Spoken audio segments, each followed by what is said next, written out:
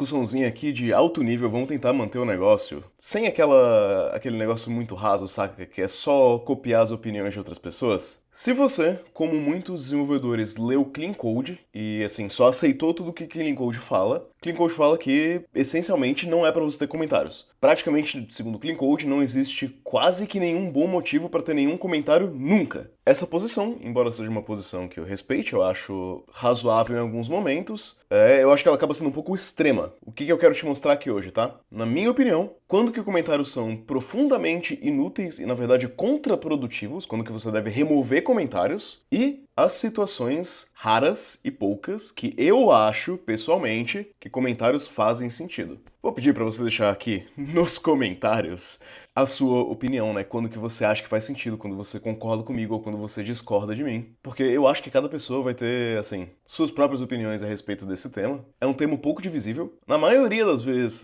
essa discussão não é tão impactante e tão relevante, mas tem uns casos que eu vou querer te mostrar aqui que eu vou argumentar bem forte que o comentário é detrimental. Essa palavra existe? Antes eu vou te falar rapidamente do patrocínio de hoje, que é a Abacus AI, aqui no cantinho, ó. O que a gente tá olhando? A gente tá olhando pro chat deles que funciona como o chat GPT, só que na verdade tem todos os modelos de IA aqui por $10, né? Ao contrário de outras empresas que cobram $20 pela subscription, a da Abacus custa $10. Você tem acesso aqui a todos os modelos das outras empresas, né? Os melhores modelos que existem. O ChatGPT 5 com Thinking, o Claude Sonnet 4, o Grok 4. Além disso, né, você pode escolher um modelo. Pô, eu quero o ChatGPT 5 pensante aqui. Eu quero que ele... Eu vou clicar nesse botão, né? Quero que ele pesquise na web pra mim. E ele vai fazer ali a pesquisa, né? Mais ou menos como a Perplexity faz para tentar buscar por informações. Quero que ele gere uma imagem, e aí eu especifico como que eu quero que gere essa imagem. Eu quero usar para gerar código, para fazer PowerPoint, para fazer Deep Research, né, que é muito bacana. Faz uma pesquisa bastante profunda. A gente tem também, né, além dessa feature,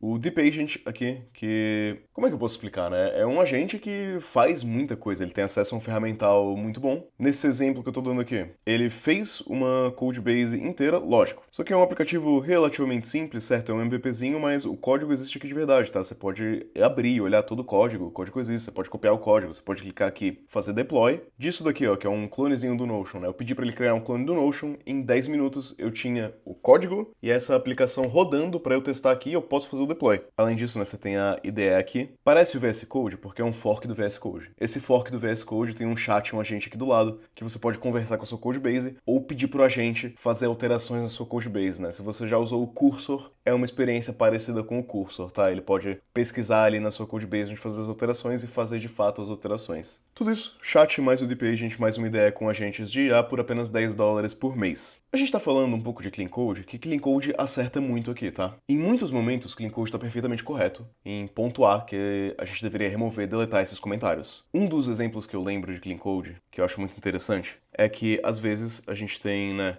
métodos inteiros comentados. A recomendação de Clean Code é que você pegue esse método inteiro comentado, que está comentado há sei lá quanto tempo, e simplesmente delete. Você não precisa nem ler. Porque, se você um dia precisar dele de volta, ele vai estar lá no source control. Na vida real, eu concordo com isso. Se o método ele tá comentado, fixado o comentário ali faz 2 meses e ninguém mexeu nisso, cara, sinceramente, pode deletar. Se precisar de volta, vai lá no Git e procura. Agora, tem casos que às vezes você tem isso daqui, ó. Você tem tipo flag XYZ igual a false e embaixo flag XYZ igual a true, saca? Porque você tá alternando o código e você tá testando as coisas, às vezes até em produção, já vi a gente fazendo isso. E sinceramente, como uma medida temporária, comentar, descomentar código pra rodar no ambiente de staging ou no ambiente de development pra ver se essa alteração funcionou ou não, e aí você deixou comentado ali o que você tava alterando, pra você poder, né, voltar atrás e ver o que tava comentado. Pô, se eu te falar que eu acho isso problemático, cara, eu vou estar falando que algo que eu fiz bastante é problemático. Eu já fiz isso aqui algumas vezes, tá? Principalmente pra testar no ambiente de staging em específico. Então assim, eu acho que você não precisa ir tão longe ao ponto de falar que sempre em todos os momentos é pra deletar instantaneamente, mas a gente tem que entender, né, que, pô, na minha opinião, se isso aqui tiver assim parado há mais de uma semana, pode deletar, tá? Sinceramente, aí já é demais. O problema de muitos comentários é que eles criam ruído e às vezes eles mentem. Vamos explorar uns casos de ruído e uns casos de mentira. O caso de ruído, confesso que ele acontece mais, ele é menos consequente, mas ele é mais comum e mais chato. Se você tem um código assim, né, por exemplo, pô, isso aqui em Codebase de Júnior principalmente, nada contra Júnior, né, mas enfim, em Codebase de pessoas menos experientes, parece que você está fazendo um comentário útil, mas na verdade, pô, sinceramente, né, o texto aumenta o contador em 1, e aí você tem counter igual counter mais 1, é autoexplicativo, né? É counter igual counter mais 1, a gente sabe o que está acontecendo aqui. Isso aqui em momentos acontece porque, por exemplo, se eu sou alguém que nunca programou na vida, esse comentário aqui em cima, ele pode parecer útil. E a gente pode carregar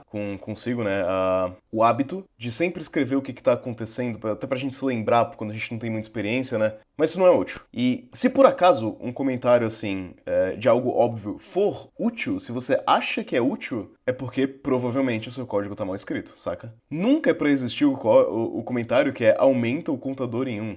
Isso é pra ser autoexplicativo no código. E isso é o tema de muitos comentários em codebases, que é... E aqui a gente vai ter que concordar com o Clean Code em falar que o comentário muitas das vezes evidencia um código mal feito, tá? Às vezes seu código tá uma gambiarra tão incompreensível que você só consegue compreender através de um comentário. Se esse for o caso, a solução correta não é o comentário, é reescrever o código de uma maneira compreensível. Esse segundo caso aqui é um caso de ruído também, né? A gente tem aqui um método getUsers, tá muito óbvio o que ele faz. Ele retorna uma lista de usuários, né? É ruído isso daqui. A gente sabe que ele retorna um users.objects.all, isso daqui é Django e isso daqui não é uma lista. Isso daqui é um query set. Você pode achar que eu tô sendo pedante aqui em falar que não é uma lista, que é um query set, mas é diferente. Eu não posso necessariamente em todos os momentos tratar um query set como lista. Tem coisas que funcionam numa lista que não vão funcionar no query set. Isso daqui não é um ruído, na verdade é pior do que um ruído, é um comentário contraproducente. Isso aqui é uma mentira. E mentiras são a causa de bugs em software, em muito software. O que pode ter acontecido aqui, tá?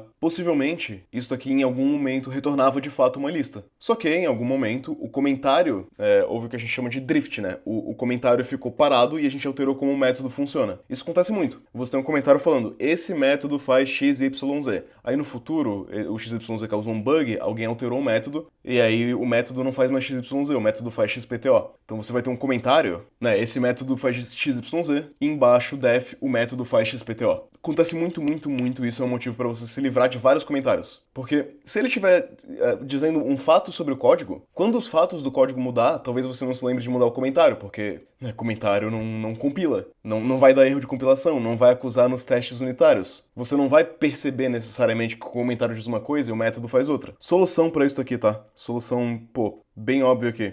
Retorna uma lista de usuários. Cara, isso aqui é trabalho pro seu linter, né? Você vai fazer aqui, né? Dar o type hint aqui que retorna list. Tipo, é isso. Com o type hint, se a gente mudar o método, e claro, a gente usar um linter bom, o linter vai falar, o seu método não tá de acordo, né? Ele falou que retornava uma lista, ele não retorna uma lista, ele retorna um query set. Ou então, se você tiver ali digamos assim, uma linguagem mais explicitamente tipada, um Java, por exemplo, você nem precisa dizer que retorna uma lista de usuários, tá óbvio, né? O nome do método é getUsers, você vai especificar o tipo que retorna ali, que vai ser uma lista, e acabou, pronto. Esse comentário aqui, então, comentário terrível. Se tiver na Codebase, pode deletar. Tá. Lembrando, né, tudo aqui é apenas uma opinião minha. Você tem aqui um comentário que é, tipo assim, de novo, falando novamente óbvio, né? Você tem user.isActive setado para false. Isso tem aqui em cima, set isActive para falso. Qual que é o problema aqui, né? Primeiro que não diz nada, e se eu escrever, né, supondo que eu escreva outras linhas de código aqui em cima, ou enfim, o código venha a mudar, eu vou ter que lembrar de mudar meu comentário, mas enfim, já falamos sobre isso. A questão é, user.isActive igual a false, sem nenhum contexto adicional, eu não sei o porquê que isso está sendo feito, né?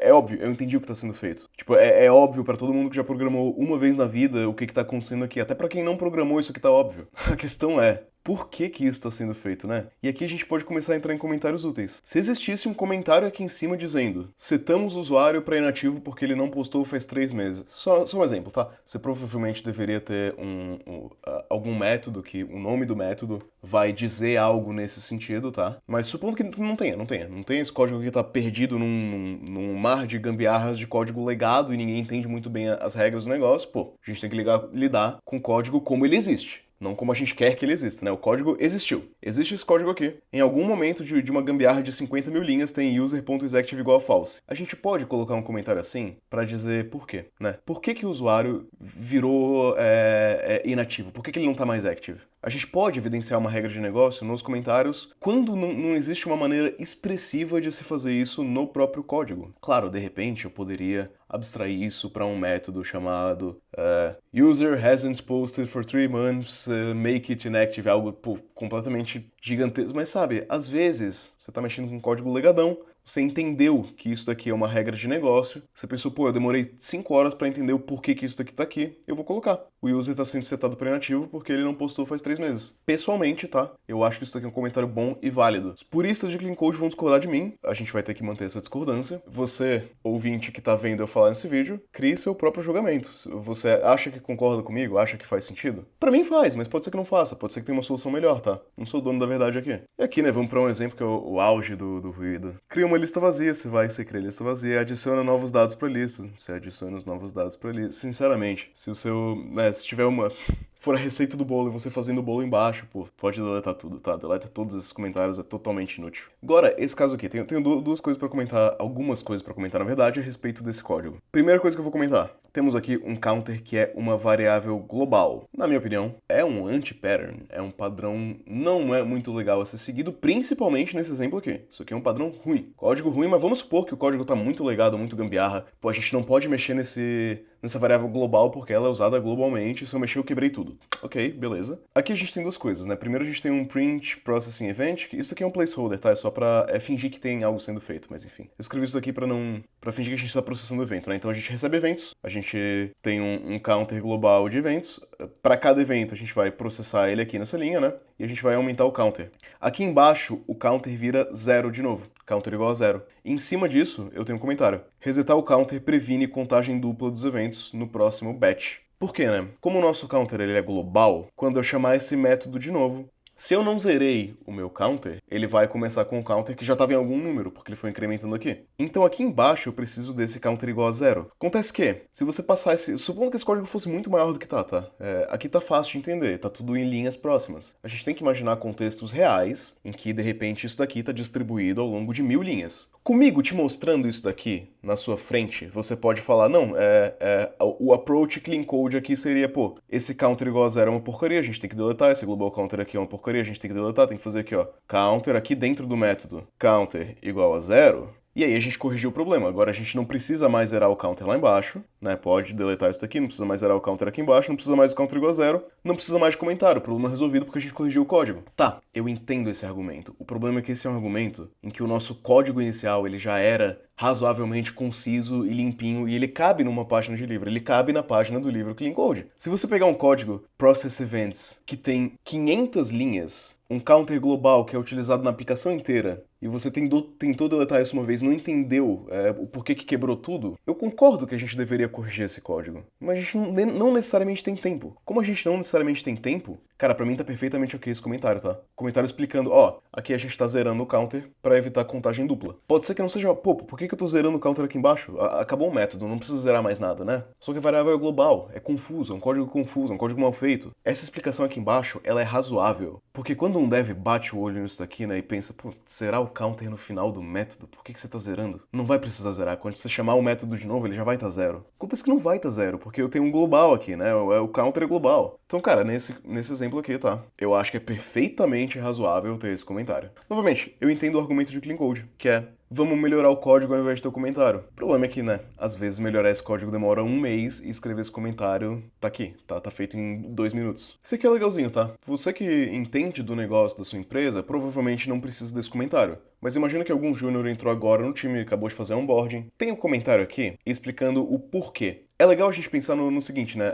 Se o meu comentário diz o que uma coisa faz, provavelmente é sinal de código mal escrito. Se o comentário estiver dizendo isso daqui faz isso, provavelmente é código mal feito, tá? É bom corrigir o código. Pô, a minha mãe é professora de português, tá? Eu não lembro se porque aqui é junto ou separado. Então, eu acho que é assim, ó. O porquê junto sem acento, tá? Mas perdão se eu estiver errado. Se o seu comentário diz por que que algo está sendo feito, aí geralmente eu acho que é ok, tá? É ok. O código, ele não necessariamente explica o porquê. Ele não necessariamente explica a regra de negócios, ele não necessariamente explica a documentação dos parceiros que a gente está lidando, e esse aqui é o exemplo disso. Digamos assim, o nosso provedor de pagamentos, tá? O provedor de pagamentos disse que o token expira a cada 15 minutos. Então a gente vai dar um refresh no token antes de enviar o próximo request. Pô, legal, bacana. Eu entendi o porquê que esse código existe, tá? Se, supondo que não existam esses comentários, tá? Eu só vejo aqui em cima, if token is expired, token.refresh. O código ainda faz sentido para mim. Eu ainda consigo compreender. A gente está checando se o token está expirado. Se ele tiver expirado, eu vou dar um refresh. Ainda faz sentido. Mas eu acho que esse contexto adicional de a gente tá fazendo isso porque o provedor de pagamentos, não sei o que, 15 minutos, não é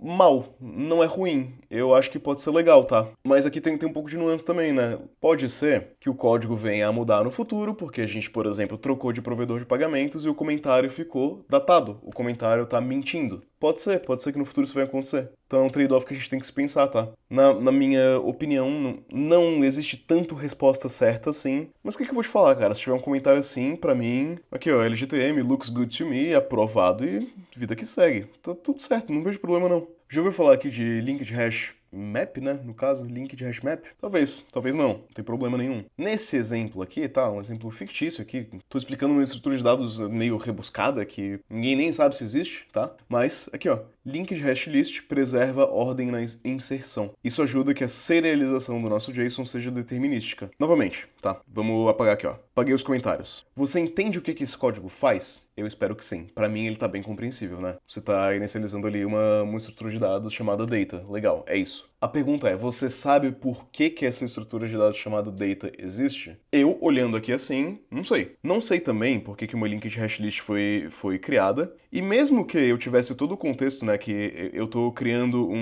que embaixo eu tô criando um JSON, mesmo que eu tivesse aqui embaixo, ó, JSON sei lá o que igual data ponto sei lá o que. Pô, eu ainda não entendi por que uma linked hashlist foi escolhida. Um linked hashmap aqui. Com o comentário, eu entendo. Precisa do comentário para o código funcionar? Não. Precisa do comentário para o código fazer sentido? Ele vai fazer sentido de qualquer maneira. Só que aqui tá documentando uma escolha técnica que não é muito comum. Pô, fala sério. Isso aqui é comum? Você já viu isso aqui? E tá explicando novamente o porquê. Por que essa escolha foi feita. Pra mim, não tem nada de errado aqui. É obrigatório escrever esse comentário? Cara, acho que não também. Acho que não é obrigatório, mas se tiver, acho legal. Então, né, é um caso legal que a gente tá explicando trade-offs de decisões que, pô, sinceramente, não vale a pena eu escrever um documento formal pra isso e botar lá no Atlassian da empresa, né? É uma linha de código. Eu escrevi um comentáriozinho aqui explicando meu racional e pronto, tá bom. Próximo dev que vier aqui nesse código não vai, por acaso, mudar essa estrutura de dados. Eu poderia ter também, outro argumento que o pessoal de Clean Code usa é, ok, mas se você tem isso daqui, ó, o comentário dizendo isso ajuda a serialização do JSON seja determinística, a gente poderia testar isso através de testes unitários.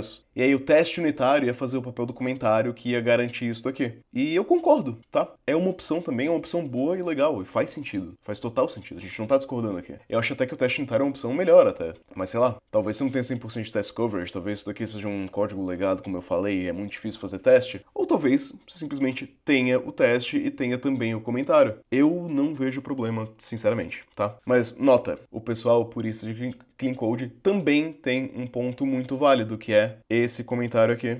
E isso aqui tudo pode ser enforçado via testes unitários, tá? Eu posso garantir isso via testes unitários e aí eu não tenho problema de que esse comentário vai ficar datado. Meu teste unitário não vai ficar datado, porque se ele ficar datado, ele quebra. Então, né, temos que dar o braço a torcer também e falar que o teste unitário seria, nessa situação, uma documentação ainda melhor e mais robusta. E se pedidos acima de $10.000 precisam de uma aprovação dupla devido ao compliance da empresa? O que você faz, né? Você pode falar, pô, tem uma variável mágica aqui, né? Esse 10 mil aqui é uma variável mágica. A gente pode colocar essa variável mágica em Order Compliance Threshold Value. No Python você pode usar o underline aqui de maneira liberal, porque esse underline aqui não conta como número, esse código aqui vai funcionar, e aí você pega essa variável e joga essa variável aqui no lugar desse 10 mil. E nesse caso, o que você acha que eu vou falar? Eu vou falar que eu concordo com o purismo de Clean Code. Eu vou falar que esse comentário aqui nesse exemplo específico, isso daqui é ruído. Isso daqui é ruído, isso daqui evidencia um código que não está claro. O que não está claro nesse código, né? Da onde que vem o número mágico? O número mágico de 10 mil. Eu trazer aqui em cima essa variável explicando por que o número mágico de 10 mil surgiu é um comentário melhor do que o próprio comentário. Porque não vai ficar datado, né? Se eu mudar isso aqui abaixo para 15 mil, vai ficar evidente. Eu tenho, né, na própria variável o porquê de existência dela. Para mim isso daqui é melhor. Essa é a minha opinião nesse aqui. E se a nossa API quer um ID que seja string e o ID no nosso banco de dados é numérico, né? Como é que eu explico essa conversão aqui, ó? Eu tenho meu payload, que é o user ID, e eu tô transformando numa string o user ID, né? Eu boto comentário aqui para deixar claro o que que é. Vou te falar que esse comentário é ruim? Não vou falar que esse comentário é ruim. Vou te falar que esse comentário existe, provavelmente. O linter podia estar fazendo isso daqui, tá? O seu linter devia estar acusando ali, pô. É que também, se o meu. Pô, se eu tiver, por exemplo, que payload é igual um dicionário sem tipo nenhum, aí o linter não vai acusar nada, né? Aí complicou. Eu vou acabar tendo que te falar que o problema é que esse payload aqui já... Pô, eu já não gosto disso. Eu quero que o negócio seja tipado ali, saca? Eu quero que se, por exemplo, eu tenho um typo, né? Que em vez de eu escrever user ID, eu escrevo user ID. Ou então, pior ainda, user ID com D maiúsculo, super comum, né? Isso daqui, se eu tivesse payload igual isso daqui, pra mim era pra acusar erro. Então, enfim, esse código minúsculo tem coisas que a gente pode chamar de problemas, né? Na minha opinião. Agora, o comentário per se é um problema? Cara, dadas as circunstâncias que a gente tem aqui, certo? Um payload que é talvez um dicionário meio dinâmico e que eu não sei pra onde é que tá indo, não tem um linter, não tem uma tipagem, tá ok, o comentário aqui tá ok, tá? Não, pô, não vejo grandes problemas, sinceramente. Mas o comentário também tá me dizendo que não é nem o código aqui que tá ruim, né? É a maneira com que isso aqui tá estruturado, pô. Esse payload devia ser, cara, ter algum tipo de tipagem nele, pelo menos, na minha opinião, tá? Comentários são inúteis? Eu não acho. Eu sinceramente não acho, tá? Eu acho que quando comentários explicam, principalmente por que que algo é da maneira que ele é, comentários principalmente em código legado, tem o seu valor, tá? Em muitos casos, existem maneiras melhores do que se fazer um comentário. Como foi o exemplo que eu dei ali? A gente pode criar uma variável com nome expressivo, a gente pode criar testes unitários, a gente pode refatorar um método até ele ficar mais claro. Mas, pô, a gente tem que ser realista também e falar que às vezes a gente não tem tempo pra isso. Às vezes o nosso código, ele tá ruim e a gente não tem tempo hábil pra consertar. Nesses casos, pra mim, cara, pode manter os comentários, tá? E o caso do porquê, até código bom pode ter um comentário explicando o porquê que algo está sendo feito. Eu não vejo contradição nenhuma aqui. Sobre a ideia clean code de que códigos são ruins ou mentira, eu também acho que clean code tá certo. Muitas e muitas e muitas das vezes, muitos dos comentários que eu leio podem ser substituídos ou por um código melhor e simples de se fazer, né, rápido de fazer a mudança, ou então por nada. Às vezes deletar um comentário seria melhor, seria benéfico. É melhor que aquele comentário não exista, porque no melhor dos casos ele não agrega nada e no pior dos casos, quando eu mudar o código ele vai estar mentindo. Se você tem alguma opinião diferente da minha sobre comentários, comenta aí no YouTube, a gente vai respeitosamente discordar, a gente pode abrir essa discussão, né? As pessoas tendem a ficar mais de um lado ou do outro, né? Do lado de deleta todos os comentários ou do lado de escreva comentários em absolutamente tudo, né?